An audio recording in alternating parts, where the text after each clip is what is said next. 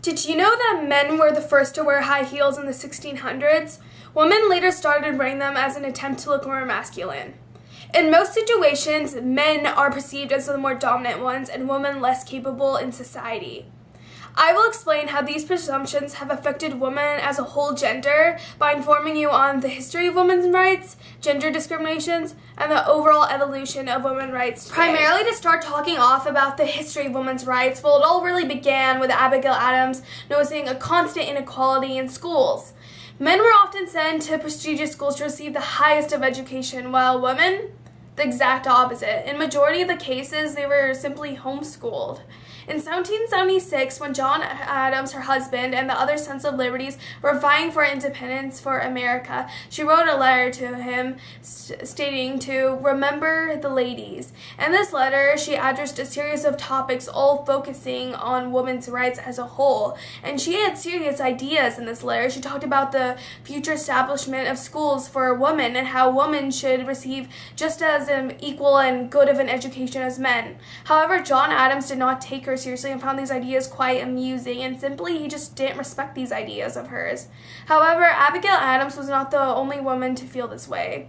Mary Wollstonecraft felt this way as well, and she was one of the first women to express these ideas through literature. In 1791, she published a rendition of the rights of women. Now, it's important to remember that in this time period, the late 1700s, it was a completely different society from how it is now. Just the overall women's rights, just the thought of that, and women having education, women having a voice in the government, just these thoughts were so odd to the people of this society, so that a whole book was written about it. This book got a lot of attention. And on top of all that, she was a female author. And it's important to remember that in this time period, female authors were not popular at all. A majority of the authors were male, and a lot of publishing companies simply just refused to publish females, which led to many females having to hide themselves under male names. So the fact that, first of all, she was writing about such a weird topic, and that just wasn't normal in this time period, and secondly, that she was a female author, it brought so much publicity and so much attention towards women's rights as a whole in the movement, and many other women who felt the same way, it gave them courage to act out on it and speak more about it. And even women who didn't feel this way or didn't even think about these thoughts, it caused them to think and believe that, yeah, they did deserve this. They did deserve these rights that were only granted to men. 72 years later, after Abigail Adams wrote that letter to John Adams, a women's rights movement convention was established in Saginaw Falls, New York. And it was established by Elizabeth Stanton and Susan B. Anthony.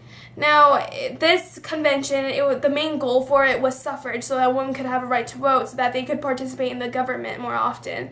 And that was just a very difficult thing to obtain at that time period. About 100 people attended this convention. 2/3 of those 100 people were women, and it was ultimately a success. In 1869, Wyoming was the first state to grant women's suffrage.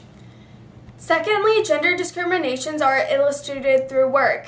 According to the Bureau of Labor Statistics Project of 2013, women only make about 81% of what men make. And also, during interviews, men are more likely to get the job versus women.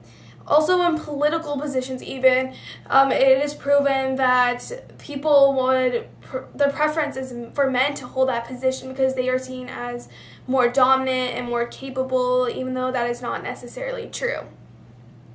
Secondly, gender discrimination was illustrated through fashion in the 1980s, actually.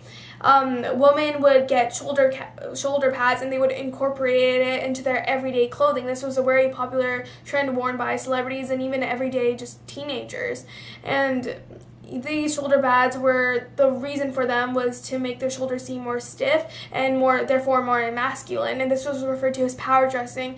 And it was a way for women to display that this common image of women just having to stay at home and take care of children as their only job was not true. And it's important to remember that society always has associated that image, and women in the 1980s were trying to get that out of the way by incorporating these shoulder pads and power dressing into fashion. Lastly, gendercide is a term used for when female infants are murdered due to their parents wanting a male child. And this issue is still extremely present. It was present in the past and it's still present now in India and China. And it happens because men are seen as more desirable. And according to Sunny Handel, about 60 million women are missing in India due to this. And also, it's important to remember that this has a negative impact on the entire society, not just women, because obviously this is negative for women because they are targeted more for kidnappings and killings. However, it's also negative for men because as the woman population declines due to gendercide, the male population is going to increase, and these males won't be able to have a spouse and they won't be able to have a family to continue their family line and lineage. And according to the Chinese government, about 30 million men will be unable to find spouses by 2020. And lastly, for the overall evolution of women's rights, things have drastically changed from the past for the better. These movements are gaining more attention. However, it is also extremely important to add just the fact that about 10 million women are out of school versus men globally. On top of that, even though women have gained the right to vote in 1920, there are still many various other countries that don't have this right to participate in their government because they are seen as a threat. An example of a present-day movement is the He for She organization, represented by Emma Watson. And a key factor to the success of these organizations is the fact that they're using celebrities as their icons, which is gaining more publicity and attention, and is basically a good contribution to women's rights as a whole. Also, recently, Malala has won the Nobel Peace Prize Award for fighting for women education. In conclusion, I have informed you on the history of women's rights, gender discriminations, and the overall evolution of women's rights today. Women's rights is a current social issue that has always been present. Even though it is uncertain what rights women will be granted in the future, it is proven that as the years go by, women's rights are receiving more attention.